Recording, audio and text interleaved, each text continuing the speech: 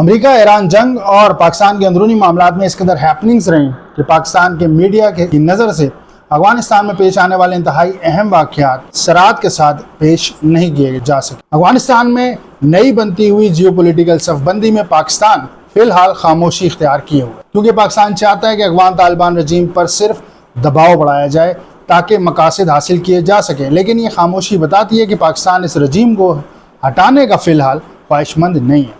اسی وجہ سے پاکستان حکومت کی تبدیلی پر فی الحال خاموشی اختیار کیے ہوئے ہے۔ افغانستان میں نئے مزاحمتی گروہوں کے سامنے آنے سے افغانستان کی صورتحال بہت تیزی سے بدل رہی ہے۔ افغان طالبان رجیم کا ہمیشہ سے دعویٰ رہا ہے کہ پختون بیلٹ مزاحمتی تحریک سے پاک اور وہاں کوئی مزاحمتی تحریک نہیں ہے، صرف شمالی افغانستان میں تاجک، ازبک اور شمالی اتحاد ان کے خلاف مزاحمت کرتے ہیں، مگر حقیقت یہ ہے کہ اب پختون بیلٹ بھی ان کے لیے محفوظ نہیں رہی۔ افغانستان یونائٹڈ فرنٹ کے سربراہ جنرل سمیع سادات نے قابض انتظامیہ کے خلاف بغاوت کا اعلان کرنے کے بعد کارروائیوں کا آغاز کر دیا۔ وہ خاص پشتون ہے اور ان کا گروہ بھی پشتون بیلٹ میں مزاحمتی تحریک چلا رہا ہے، یعنی اب طالبان کا اپنے مضبوط ترین گڑھ یعنی پشتون بیلٹ میں بھی اثر کم ہوتا نظر آ رہا ہے، اور قابض انتظامیہ کا پشتون آبادی میں بغاوت نہ ہونے کا دعویٰ بھی غلط ثابت ہو چکا ہے۔ افغانستان یونائٹڈ فرنٹ نے قندھار صوبے میں افغان طالبان رجیم کی 2 جگہوں پر حملہ کر کے انٹیلیجنس سے تعلق رکھنے والے 2 اہلکاروں کو ہلاک کر دیا۔ پہلا حملہ سپن بولدک ضلع میں اور دوسرا قندھار شہر میں کیا گیا۔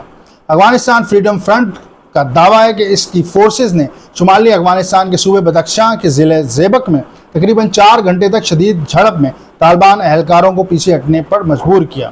جھڑپ کے دوران 5 طالبان جنگجو مارے گئے اور 11 زخمی ہوئے۔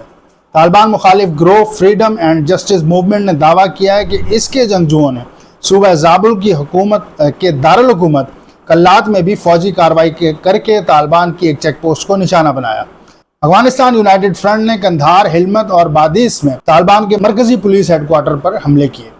شمالی اور مشرقی صوبوں میں نیشنل موبلائزیشن فرنٹ نے اپنے تمام جنگجوؤں اور حامی گروپس کو افغان فریڈم فرنٹ کے ساتھ مل کر قابض انتظامیہ کے خلاف لڑنے کا حکم جاری کیا ہے۔ انہوں نے اپنے ساتھیوں کو یہ حکم دیا ہے کہ افغان فریڈم فرنٹ کے ارکان کو اپنا بھائی سمجھیں، انہیں رہائش، سہولیات، سپلائی لائن اور دیگر ضروری معاملات میں ہر ممکن تحفظ فراہم کیا جائے۔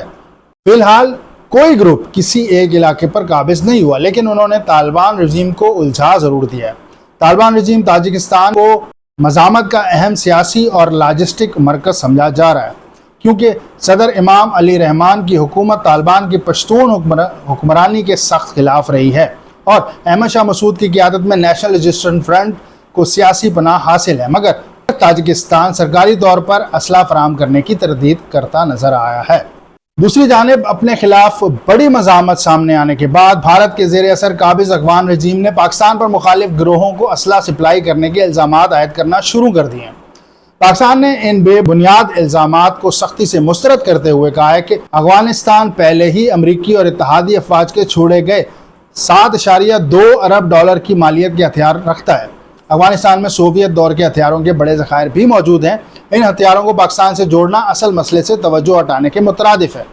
قابض انتظامیہ کو یاد دلایا گیا کہ افغان سرزمین پر دہشت گرد گروہوں کو پناہ اور سہولیات حاصل ہیں اور کارروائی کی آزادی بھی انہیں دستیاب ہے۔ یہ گروہ پاکستان میں دہشت گرد حملوں کی منصوبہ بندی اور کارروائیوں میں مصروف ہیں۔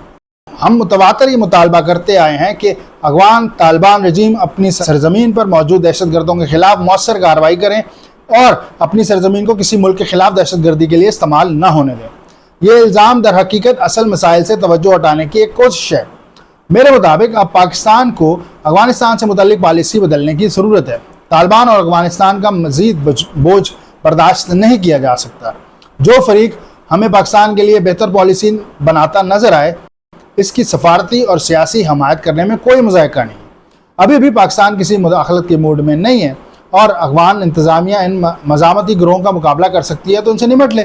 یہ مزاحمتی گروہ صرف طالبان کے خلاف نہیں لڑ رہے، بلکہ افغانستان میں طالبان کی پناہ میں موجود کالعدم تنظیمیں بھی ان کا نشانہ ہیں، جو ظاہر ہے اس صورتحال میں پاکستان کے لیے انہیں انتہائی اہم بناتی ہیں۔ تو اس صورتحال میں پاکستان اپنا موجودہ موقف بہت زیادہ دیر تک برقرار نہیں رکھ سکے گا، اور یقینی طور پر پاکستان کو ایسے گروہوں کو سپورٹ کر لینا چاہیے یا کرنا پڑے گا آنے والے کچھ وقت میں، جو پاکستان میں کارروائیاں کرنے والوں کے سہولت کار ہیں، بالخصوص افغانستان سے بلوچستان اور KPK میں ہونے والی جو دراندازی ہے، جو دہشت گردی ہے، اس کو روکنے میں اس صورتحال میں بہت مدد مل سکتی ہے۔